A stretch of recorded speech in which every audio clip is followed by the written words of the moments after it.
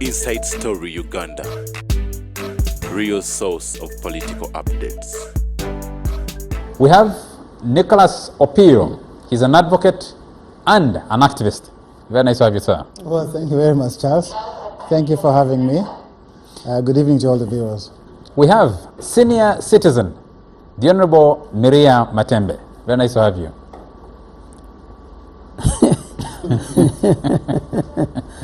Thank you. Good evening, listeners. Is that all I am, senior citizen? You know what I am. That is the package. Child of God. Child Come of God. on, why do you forget that one? Okay. And we have from Kira Municipality, from the People's Front for Freedom, Shadow Minister for Finance, and frontliner, the Honorable Ibrahim Ssemujju Nganda. Very nice to have you, sir. Thank you, and assalamu alaikum to the audience. Thank you.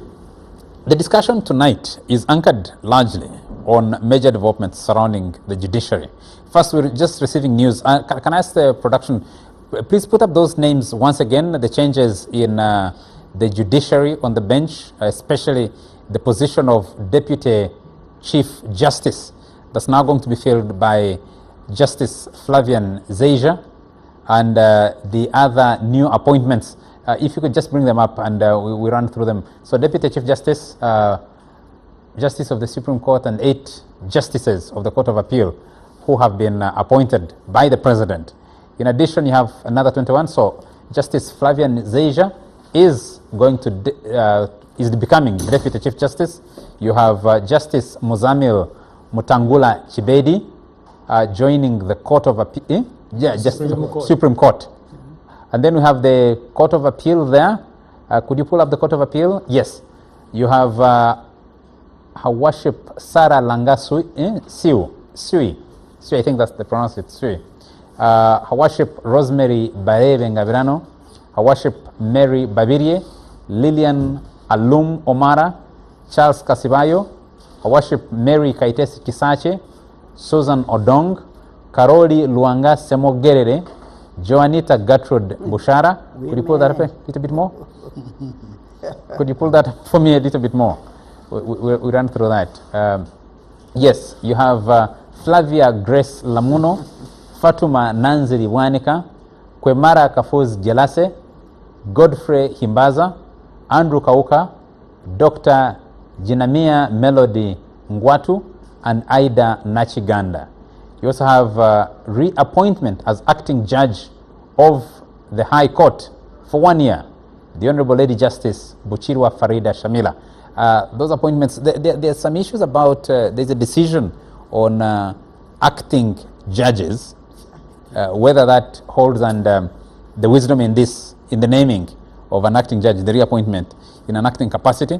But so a quick take from the panelists here. I want to start with the active lawyer, the active advocate, Nicholas Opio. What do you make of these latest developments? Well, the Deputy Chief Justice was due for retirement, I think somewhere around April. The appointment process was well underway before the term of the Judicial Service Commission led by the Honorable Justice Kabito. Ended in January. So it is in order that the principal judge, that a Deputy Chief Justice be appointed to avoid the situation that we had when the Chief Justice, Emeritus Justice Benjamin Odoke, retired. We had a period where there was no Chief Justice. You had a Deputy Chief Justice acting as Chief Justice, at the same time holding the position of Deputy Chief Justice in Justice Kavuma. So this is an orderly transition. We congratulate Honorable the Principal Judge on his appointment.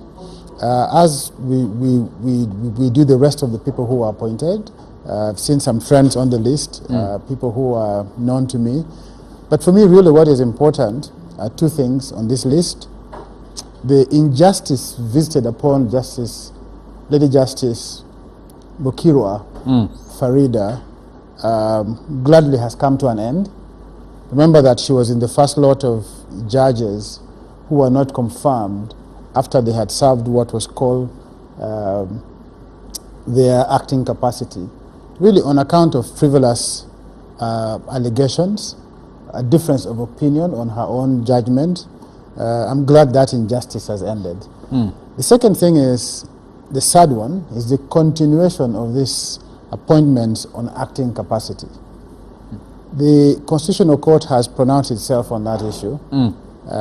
Even before the Constitutional Court pronounced itself, 15 years ago, when I was still Secretary of the Law Society, two leading lawyers, Advocate Bruce Cherere and Advocate Barnabas, forget his other name is too long for my law tongue, petitioned the Law Society, and we all had a resounding rejection of the concept of acting justices and judges of the Court of Judicature, because it offends the constitutional provision on independence of judges.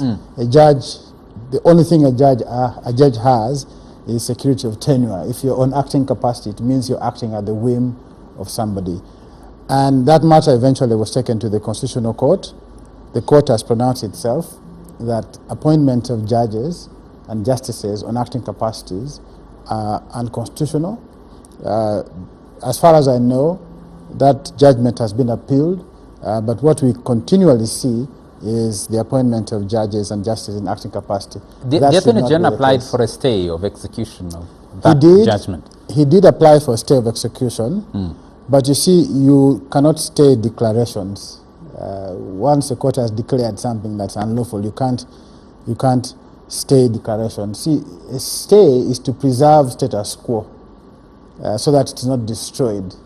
There is no status quo that was going to be destroyed if a declaration was upheld. Simply, anything else that was being done could still be rectified by the law. And I think that I contest very strongly the issuance of such stay orders for declarations on constitutional matters. And I think that anybody acting in good faith should listen to the decision of the Constitutional Court. Because in any event, it is the court that is close with the primary jurisdiction to interpret the Constitution. Let me run through the list quickly. These appointments are made under Article 142(1) and 2 of the Constitution, the appointment of the Deputy Chief Justice, a Justice of the Supreme Court, and 8 Justices of the Court of Appeal on the advice of the Judicial Service Commission. In addition, the President has also appointed 21 judges of the High Court in acting capacity, which is what you've just been explaining there, into the judiciary service for a period of 2 years from the date of assumption of duty. So then he says, following the conclusion of disciplinary proceedings against her, the Honorable Lady Justice Buchirwa Farida Shamila has been reappointed as acting judge of the High Court for a period of 1 year. Let me run through the list. Deputy Chief Justice, the Honorable Justice Zeja Flavian, he is the current principal judge. Yes. Justice of the Supreme Court, Justice Muzamil Mutangula Chibedi. Justices of the Court of Appeal, the Honorable Lady Justice Ketra Starisimbwa Katunguka, Honorable Lady Justice Sabiti Cornelia Kakoza, Stella Alibatese, Honorable Lady Justice Florence Nakachwa, Honorable Biaruhanga Jesse Rujema, Musisi John Mike, the Honorable Justice Sekana Musa, the Honorable Lady Justice Nambayo Esther. Appointments as acting judges of the High Court for 2 years. Her Worship Sarah Langas Sui, Her Worship Rosemary Barebe Ngabirano, Her Worship Mary Babirie, Lillian Alum Omara, Charles Kasbayo, Her Worship Mary Kaitesi Chisache, Susan Odongo, Karoli Luanga Semogerere, Joanita Gertrude Bushara, Simon Peter Chinobe Mutegeki, Vincent Opiene, Sarah Birunji Kalibala, Isaac Tekobone, Deepa Vama, Flavia Grace Lamuno, Fatuma Nanziri Bwanika, Kwemara Kafuzi Jelase, Godfrey Himbaza, Andrew Kauka, Dr. Jinamia Melody Ngwatu, and Ida Nachiganda. Appointment as acting judge of the High Court for 1 year, the Honorable Lady Justice Bukirwa Farida Shamila. Let me get quick comments from the other lawyer on the panel, the Honorable Dr. Miriam Matembe. Against her when she delivered the judgment. No, sorry. Dr. Matembe, quick comment on these latest appointments that we just received, and especially that one of the Deputy Chief Justice, who's the current Principal Judge, Justice Flavian Zaija, and the others. Why do you bring that one singular? No, I'm asking for your comment on the appointment. We're discussing the judiciary For on the show me, this evening. I didn't come here to discuss this issue. It was not part of it. Yes, and it's as breaking you can news. see, We just it is presented breaking it. news. Yes. Now with breaking news, what do I say? First of all, I'm not a practicing advocate. To know all these lawyers, many of them are not are young, I think. They are not my age. So I don't know many of them. Actually, maybe the lady I know is Justice Katunguka.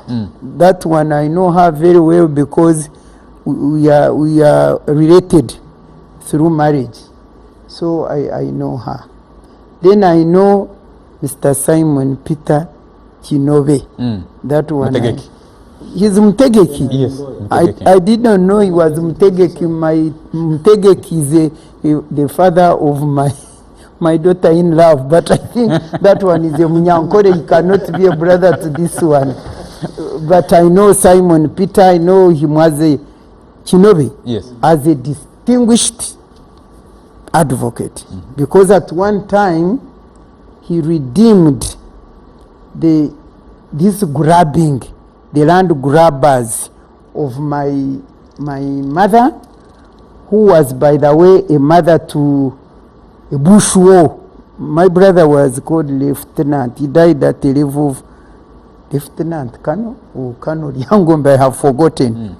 And when he had passed on, the grabbers came to grab their land, and they declared my mother's quota for all the 60 years. But when I appealed to Kinobe as an advocate, he came in, these high court judges, he crushed all those nonsensical judgments and redeemed the land of that widow. So I know him as he goes right. So I believe that one I can say I think he will be a good judge. Otherwise, the rest, what I observe, and I wouldn't have wanted to comment on this, what I observe is that there are so many women now who are being appointed judges, and I connect it with all the women these days. President Museveni appoints judges. You can see, like, for instance, all what are the IGGs? All the women, the IGG, deputy IGG, another deputy IGG, they are all distinguished ladies, and corruption is increasing completely. And you go to the city council, Kampala, is it called city council? KCCA, women come in, and you know what goes on in there. So I've been saying, but this, and the Prime Minister, Deputy Prime Minister, all those and all the iron sheets were rooted and all that kind of thing. At one time, people were calling me and saying, Matembe says that whatever a woman does, she must do twice as much as a man to be considered as half. Then they were telling me, Matembe is right.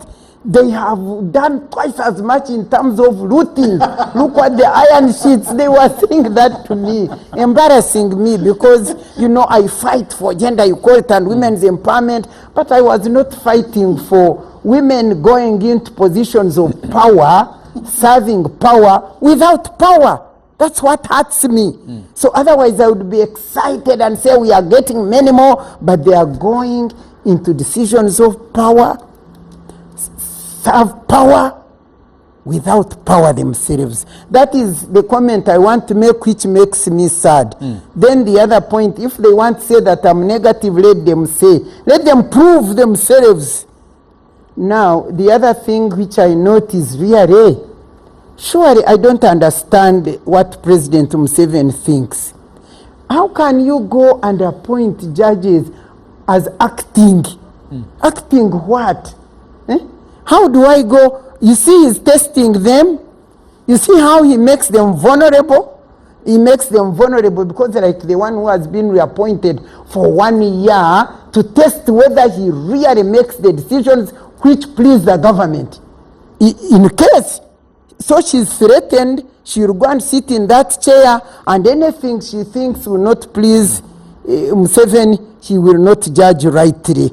You see, this is what I see. I hope Ugandans and these judges who are appointed can see that. Because why should you? There is a law. We made a law on how you appoint judges, their terms, and and the way you remove them. It is very, very clear. But now because he knows if he wants to remove judges whom he thinks are not supporting his wrong way of deciding his right, how he wants the cases decided, he will give you acting. And when you are acting, anytime you go. So you are not protected by the laws. So it's really wrong. I don't see why he abuses the authority of judiciary, undermining the third organ of the state. Really, all these things are bad. Don't you see, for instance, what is happening in the Bank of Uganda? Today I've been seeing all those people, financial whatever, looting. How can you have a Bank of Uganda without a governor? Up to now, I think we are going into 4th year. So he undermines and destroys the power and authority of institutions which should be governing our country well. That's what I can say out quickly. Otherwise, I was not ready to comment on these things. Well, I take the opportunity to congratulate all those who have been I appointed. didn't even congratulate. I think we have been having a challenge of case backlog, and therefore more judges and more judicial officers should be appointed. So they handle most of the cases which are stuck in the judicial system. And notwithstanding one of my Matembe's comments, I think it's good to see women and men. I'm sure if all of them were gentlemen, it would be an issue. But the fact that the combination of both genders, it's good. Even looking through it with a political lens, I think there is representation from different parts of the country. I'm sure it would be an issue if all of them were of one ethnic group, for instance. So I think it's good. Well, the issue of acting judges, since the matter is in the court, if the Constitutional Court ruled and then it was appealed, let's wait for the judgment or the ruling of the court. But I'm sure, yes, while an acting judge may appear vulnerable, but the procedures to remove that acting judge still remain the same.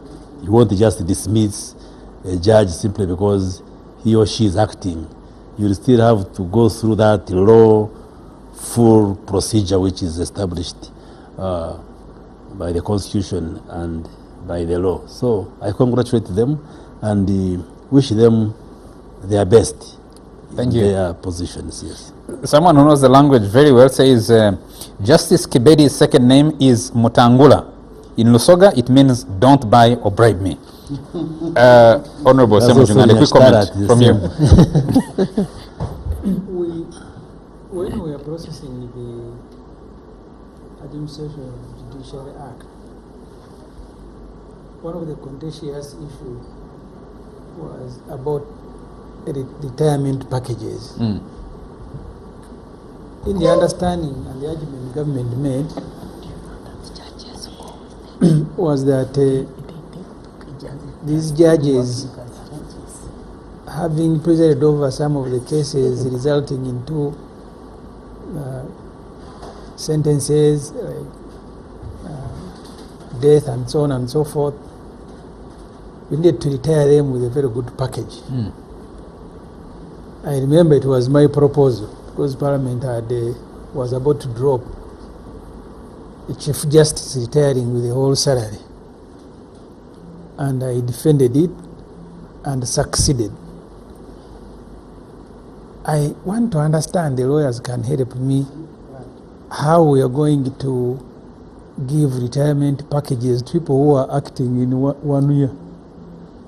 Because the judges, if I recall, of the Court of Appeal and I think High Court, they were supposed to be retiring with 75% of their salary and other benefits.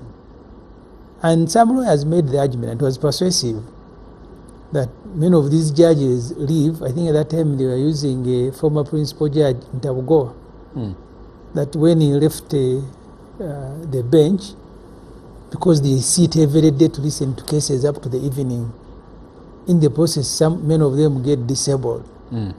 And I think the lawyers were raising money to take him for treatment. Say, this is an embarrassment. Someone who has served the country and you can't look after them in retirement. And they live a very restricted life. Yes. They can't do many things that other people interaction do. is The interaction is limited. So the judges, especially Nicholas, tell me how we are going to deal the lawyers with the retirement packages of acting of 1 year acting judge or 2 year acting. But in the general context of how Museveni behaves, I was at the university, and when he was quarreling about judges, he had wanted the requirement of practice lowered, because at that time, and I think he still is, 10 years for High Court. I don't know, that's 15 for the rest of the... 15 for the Court of Appeal, 25 for Yeah. the Supreme Court. Because at that time, his target was the old judges that he found in courts. And he said, no. These ones, the age must be 3 years. Because he wanted to appoint his own judges. And I want to thank the judges who have stood their ground, appointed by Museveni in Museveni's era. And that's why his son says he is shocked by because he thinks all these are workers, how can they rule against us? Because all the judges in the Supreme Court today are judges appointed under Museveni. And sometimes, like he does, he is the one who advises the Judicial Service Commission on who to appoint. And then the Judicial Service Commission later also advises him to appoint his own judges. When that's not being fair to Justice Kabito, is it? I want to give you the chairman of the I want Judicial to Service give you Commission. examples. Yes, do you have? Listen, don't hurry. No, I'm asking. When former MP Patrick Chigundu died, at his funeral in Masaka, the wife called Jenny Nandaura, she said, I want to thank the president for giving me this job so that I continue educating Chigundu's children. That was her address. That the reason she was given a job to become a High Court judge was to go and look after Chigundu's children. And it was in the public. Well, he's the appointing authority, isn't he? Yeah. And Article 141? Yeah. I thought the consideration for judges is not... qualified? Wasn't she qualified? It does not matter, Honorable I Miriam think it's a Matema. process argument that the names must come from the Judicial Service Commission. Yes. Yeah. And once the names go to the president, He has no option because he doesn't pick... He shouldn't. so you cannot bring other names that have not been vetted by the Service Commission on the list. And when you begin thanking him that the main reason he appointed you is to go and look after children of his former friend. No, but you know that one, sorry to interfere, but you know people in this country, everybody thanks the president. Everybody, even when they because he is the government, he is the everything. And if this woman was at the funeral and thanked, I'm so glad that I now have this position because can now look now after my I children. can take care of my children. Really, that one I wouldn't say that he really appointed him exactly at that time when but the you man have another died. case of retired Justice Anup Singh, Which one? the Asian judge, who was plucked from the UK straight to the bench in the High Court. Even when in the UK he was a disbarred lawyer, never went to the Service Commission. President Museveni went to London, was meeting Ugandans who were expelled from here. They said, we don't have people in the system. They gave him Anup Singh. Anup Singh became a judge, never went through the process of appointment. Just to make the point that Ssemujju is making, these things happen. But how did Justice Anup Singh end? He retired eventually. The challenge against his appointment Yes. was not determined before his retirement. So he retired and has the full benefit of a retired judge. And he was doing We need to move. Could we allow Honorable Ssemujju to conclude his thought and then we move on to You see, the other part of the so discussion? the point I was making, about a month ago, I was reading an article in Monitor when Museveni had called his advisors to advise them. So he does these things. The processes, he will undermine them once he's interested in particular people to serve in particular position. That's the point I was making, going back to what he used to say and what he used to push for, that I want the years of practice reduced, because at that time he had quarrels with the Mujunis in the Supreme Court and others, the Karokora. So he had wanted judges, what we call cadre judges.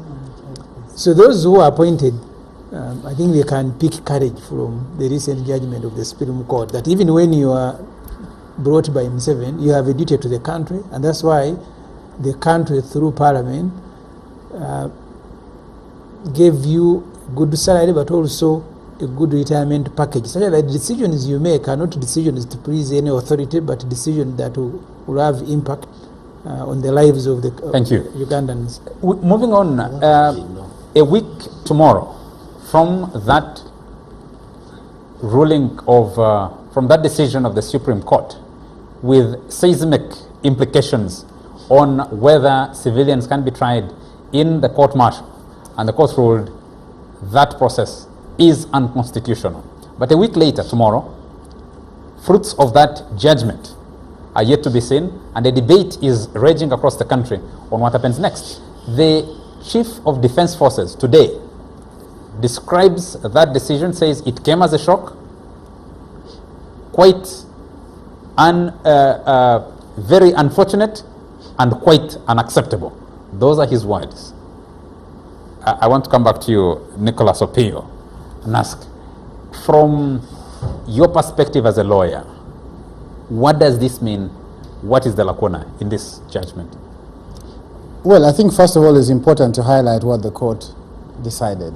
Yes. Because there's a certain obsession about the trials of civilians. But the judgment of the Supreme Court was much more than the trials of civilians in the military court. First, the Supreme Court held that the General Court Martial is a constitutional legal entity in as far as Parliament had the powers to enact the UPDF Act and create a court, albeit with a limited jurisdiction on disciplinary offences of the UPDF. Secondly, the court found that in its current structure and form, the General Court Martial cannot pass the test of an independent, impartial tribunal, primarily because the members of that court do not have legal training, and yet they sit to decide cases, sometimes of death or long sentences, including life imprisonment.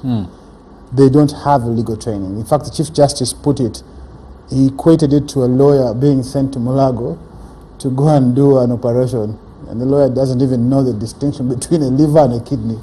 He might pluck out a kidney thinking it's a liver. Secondly, the Supreme Court found that the trials of servicemen before military court systems cannot pass the test of independent, fair trial, precisely because of the nature of the army, and that in trying to provide a different system for soldiers from other ordinary individuals, the UPDF Act is perpetuating a discriminatory practice, because a soldier doesn't lose his rights to a fair trial on account of simply joining the army. The third thing the court said was that all trials of that court should stop, regardless of what cases it is, until these fair trial standards are met. And the court ordered for a transfer of pending cases to the ordinary courts for fresh adjudication. And so that is important. The statement of the CDF is really unfortunate. I think that perhaps he's right to be shocked. I don't think he's a very high-minded, legally trained individual. He's a soldier. But if you reflect on the law, if he took legal advice, the UPDF has fantastic lawyers, some of them were my classmates. If he took legal advice, the CDF would discover that the army is governed by the Constitution and that the power to make decisions in matters of dispute, including translation and interpretation of the Constitution, is that of the Supreme Court. And if he took advice, he would know that that is what he should follow as a CDF. But secondly, I think that the CDF and many people in the armed forces believe that power, in fact, not in practice, rests with them. And that they are therefore the ultimate arbiter of contestations in this country. And if you heard his statement, he says that they are the bedrock for Uganda's democracy, economic development. I think that is really, really a misinterpretation of the role of the armed forces in this country. If the CDF is fair-minded, he would focus on the reforms of the military justice system that the Supreme Court ordered to be undertaken. Nicholas, I want to stay with you for a moment. You've seen a lot of the back and forth since that decision last Friday. You saw a debate in Parliament yesterday and the ruling of the Speaker to say, we can only talk, we can't do anything about this decision. The Honorable Ssemujju and his colleagues were moving and saying, suspend Parliament until government takes action. You saw that the lawyers went to visit the Attorney General. The lawyers also went and had a meeting with the Chief Justice. The Chief Justice, the Commissioner General of Prisons. Why explains this back and forth? What should have happened immediately after the ruling? Everybody seems to be in a gray area now. No, I think what the court has done is to do their part and push this discussion to the executive. The court does not implement its own decision. Once a court makes a pronouncement, the executive must implement the decision of the Supreme Court. What should have happened was for the institutions of state to quickly begin to implement the decision of the court. The Attorney General should have asked the military, because he can't ask the court-martial. The court-martial has been essentially rendered illegal. They should have asked the army to begin to do a case census quickly, so we know how many people are being tried in that court and how many people have to be tried now by the civilian courts. That seems not to have